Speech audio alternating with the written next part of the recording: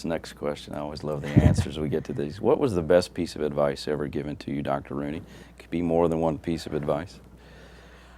I've been fortunate that I've had many, many pieces of advice through the years.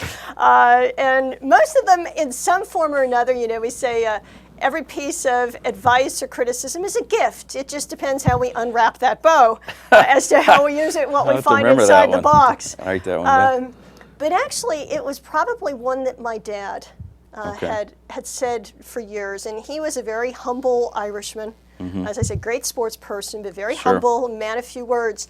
And he would tell this story about, you know, whether it was directed at me, maybe as that teenager who was getting a little too full of herself, or anyone else. He'd say, you know, if you want to know how important you really are, get a bucket of water, put your hand in that bucket and pull it out, and the hole it leaves is how important you are. Wow. And that was always a lesson of, I think to some extent, kind of balance and humility. And it's one that I hope if there's days when that's not right at the front of my mind, that it comes back very, very quickly. And I think about the bucket of water.